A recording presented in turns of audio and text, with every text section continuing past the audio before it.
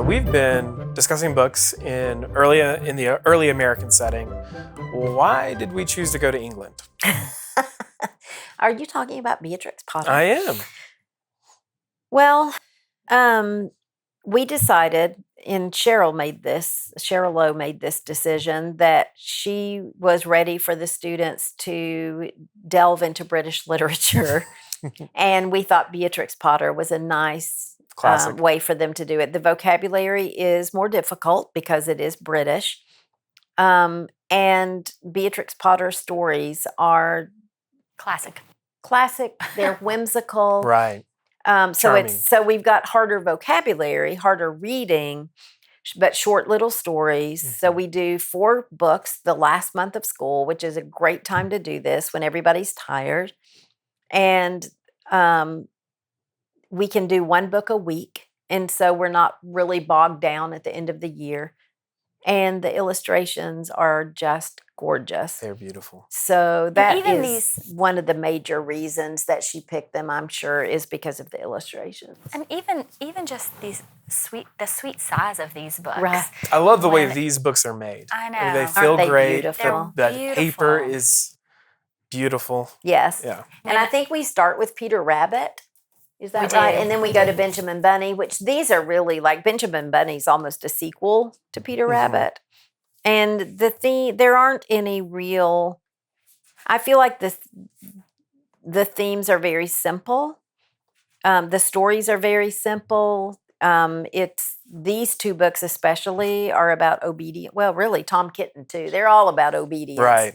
And disobedient animals. But that's the other thing is these are stories where the animals are the characters. And that becomes an important thing that we do throughout that leads us, Wind in the Willows is the biggest animal story that I can think of that we do. And something, interesting about the Beatrix Potter stories and Wind in the Willows is that these animals are interesting because they're living basically in 2 worlds. I mean, they're animals and they're living in animal habitats and they're doing some animal things and then they're also doing human things. Right. And that happens in Wind in the Willows as well. And actually a note from Mrs. Lowe in her copy of the Wind in the Willows says, in the world but not of it. And so she likes to make that contrast of, sort of bridging the gap between the animal world and the human world. And just, I guess as we're all supposed to really do is just, but I think, pointing out those human characteristics of these books is really, really fun and interesting for the children. Yeah, so they're disobedient little animals, but they get their comeuppance. They, I think Peter Rabbit and Benjamin Bunny for sure get their comeuppance. I'm not sure about Tom Kitten. That's right. Tom Kitten. They continue to disobey. And so I'm not sure the way this book ends, the way Tom Kitten ends, I'm not sure we have any kind of resolution. Or the ducks who have taken their clothes, then the puddle ducks who have taken their clothes, then lose them in the pond and they're never seen again. So this is an entire wardrobe for this family of kitten children that's been lost. Right. Well, I think that can sometimes be helpful, especially for younger students, to read books where the resolution isn't as maybe morally satisfying as something like the Tale of Peter Rabbit, where he definitely gets his comeuppance, and then the Tale of Benjamin Bunny, where their father totally takes care of it. Benjamin's father takes care of him. Right. So is it at the end of Peter Rabbit where he's just too sick to even enjoy their meal? That's right. Which would be something that he would enjoy because of his gluttony. That's right. When he's being disobedient. And Benjamin Bunny, when Benjamin's father finds them, then he takes care of their punishment. They actually get punished. But then it says at the end that when Peter got home, his mother forgave him. Right. But he was in trouble at home too when he got there. So it just I thought they were so charming, but it's just like they do know the right things. They know their manners. They know the expectations of obedience to parents and things like that. And so it's just that they're giving into their, sort of their childhood, baser instincts. Their childhood. So, when these kittens take these clothes off because they're uncomfortable to play in. Right. When how many times do we dress our children for church when they're toddlers? And then by the time you actually get out the door, they're a hot mess because they've been outside while you're trying to get yourself ready. Exactly. I know. This is real life here. I chuckled all the way through that because I thought this is every Sunday at my house. That's right. She tries so hard, and then she scrubs them. Right. And that again takes us straight to Farmer Boy in the 3rd grade. All their preparations for Sunday. Right. And that she's preparing them for a party at her house, and that's so. Also, we need to talk about the manners and etiquette here. That's right. That is all through these books, especially Johnny Town Mouse that we haven't gotten to yet. But even these little 3 that we're talking about now that are kind of those 2 connected. She makes hot buttered toast for her guests, and she asks them the kittens to keep their frocks clean. That vocabulary that is very British, that's different. So there's a lot to talk about here where you really have to talk about what some of these things mean because our kids aren't going to know. But just keep away from the ash pit. Right. But even just the idea of exalting manners and etiquette and counting that as a value for your family. I mean, having, the necessity of dressing up, that dressing up in and of itself is a good in this situation. And having, there are so many fantastic phrases in this book that they were they knew better than to make a personal remark, or the noises upstairs had a negative effect on the dignity of the tea party. That's right. So just that's right. I mean, just the expectation of the way you deal with other people. That's right. Is courtesy is either dignifying or not dignifying. That's right. Yeah. Right. So I love just the routine reference to manners and. Yeah, those are great, and in a way, and they're so much more explicit than we find in a lot of children's literature. That's right. In American literature, so that's also good. But she tells them to stay away from the dirty ash pit when she sends them out, the kittens, and then she says, and from Sally Hennypenny, and from the pigsty, and the puddle ducks. Well, where do they go? Straight to the puddle ducks, right. And then when they come back, she comes back out to find them. She's ready for her party. The house is ready. The food is cooked. And she comes out and she's got naked kittens sitting on a wall. Right. Their clothes are gone. They're filthy. So she smacks them, takes them off the wall, smacks them, takes them back to the house and says, you're not fit to be seen, so you can't come to the party. Sends them upstairs where they then have a party for themselves. So, which again is real life, maybe not morally satisfying. So again, they've torn the bedroom apart and all the clothes are on the floor when she finds them at the end. But then Potter says, and I think that someday I shall have to make another larger book to tell you more about Tom Kitten. Right. And so I feel like there may be a sequel to this, and I don't know what it is or which book it is.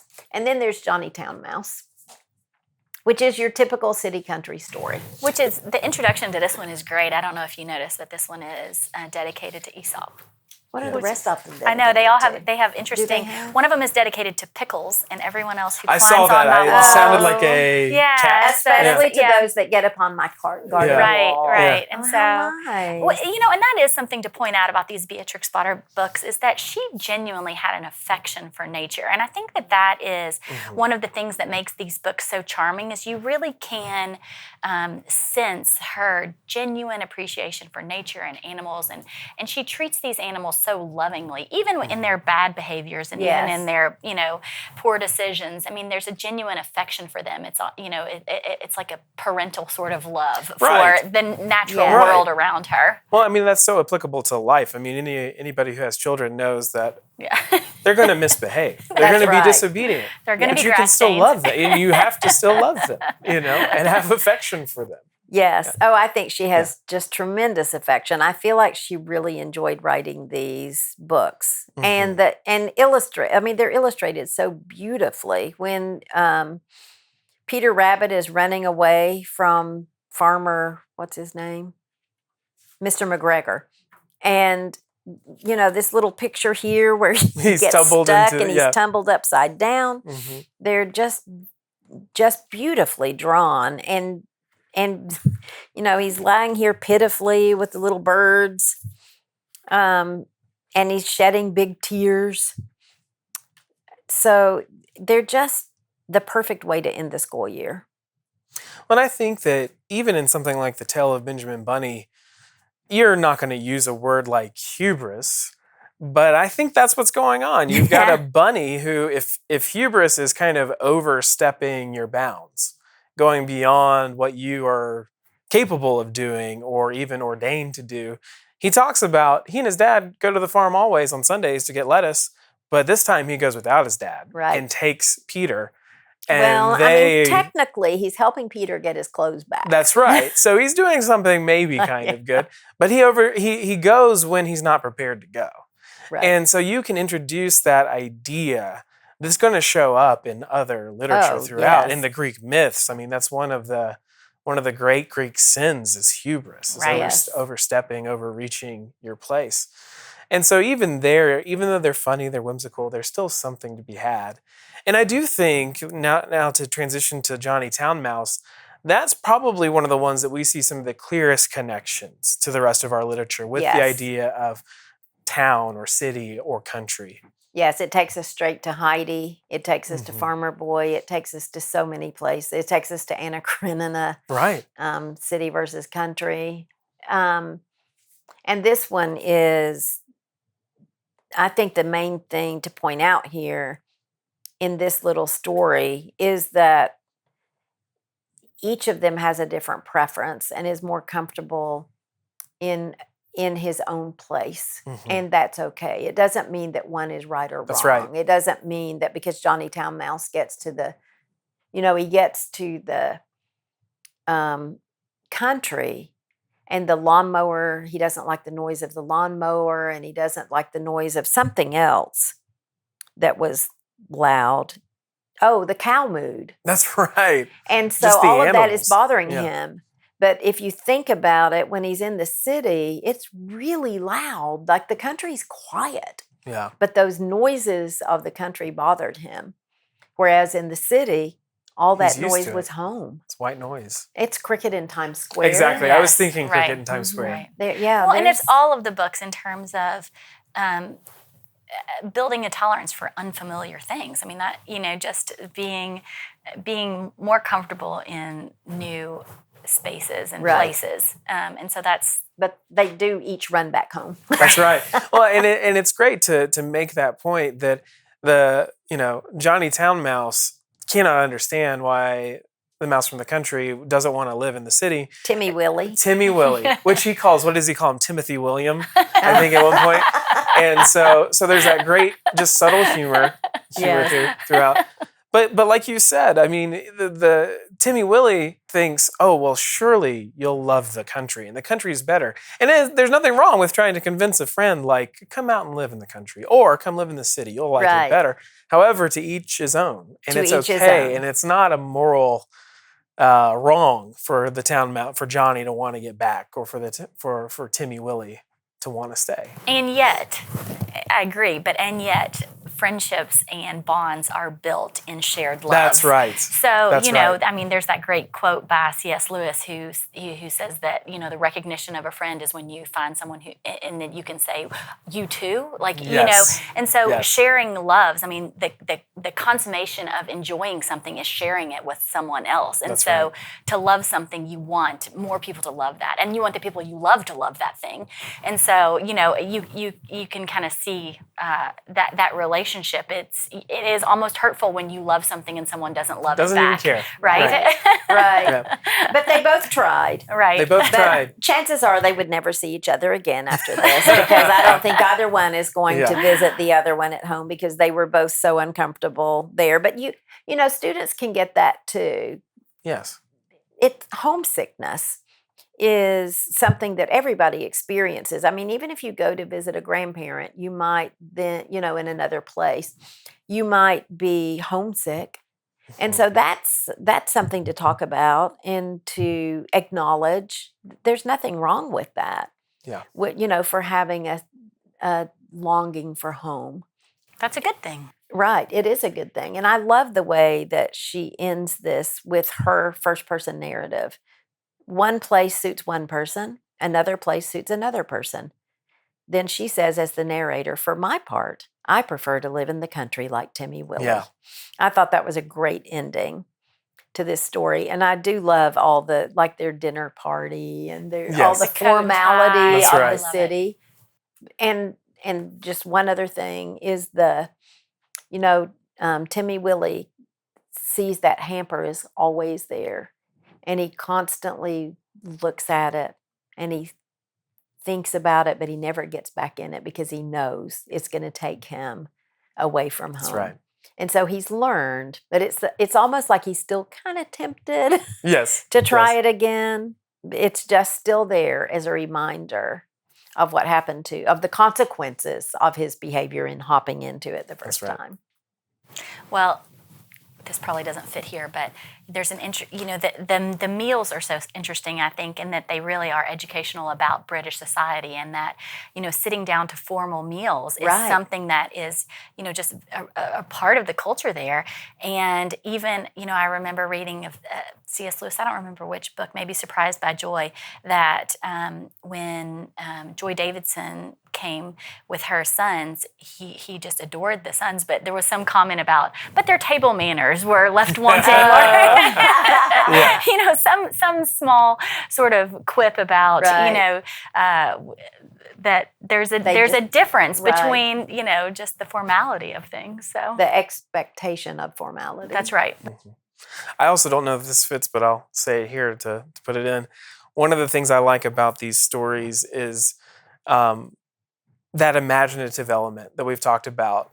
And one little section I saw it in is, I forget which one it's in. I can't remember if it's in Peter Rabbit or Benjamin Bunny, but she's talking about Peter Rabbit's mom and what she does to make a living. And she talks about that she sells rabbit tobacco. And she makes the comment, which is lavender to us. And just that simple, world building, imaginative quality of this literature, I think, is charming. Right. I think it helps the student jump in and be a part of it. Right. What do you think about the fact that she tells Peter Rabbit not to go into McGregor's garden because his father had an accident there and was turned into a pie? Yeah. But he goes anyway? That's right. Because he is, I guess, hungry and wants to eat there. Well, and I think but it does say he was very naughty. And he ran straight away to Mr. McGregor's garden. That's another, you tell your children, don't do this. And as soon as you say it, what are they going to do? The thing that you tell them not to do. Yeah, I think it's human nature. I think it's getting to that. But I think we've talked about this in some of our other books, that a lot of this reading is about growth and wisdom, about learning how to make right decisions. Right. And what you see in that, I think, is it's a growth in wisdom. He doesn't yet have the experience. He may know, because of his father no longer being there, what happened, but he doesn't have the experience of the accident in the garden until he makes his own accident. Until he is threatened himself. Right. I think that these are whimsical, charming, and each one does have a little life lesson, but it really is a very basic obedience to your parents. And just a classic too. Mrs. Lowe was always such an advocate for introducing students to original works. I mean, she wanted students to read the great books with the original authors, and so she, even something, for the younger student, Beatrix Potter, she wanted the student to be introduced to Peter Rabbit through Beatrix Potter, and not through a cartoon, that's an intermediary. Right. That's right. And so we typically try to do that in the Memoria Press curriculum. There are a lot of retellings for many of the stories that we're reading, but we would prefer that the student read Beatrix Potter or read Aesop or read the original author, and to gain an appreciation for going back to those original texts and those original authors. And so I think even starting young, that's a value that you can see throughout the entire curriculum. Yes.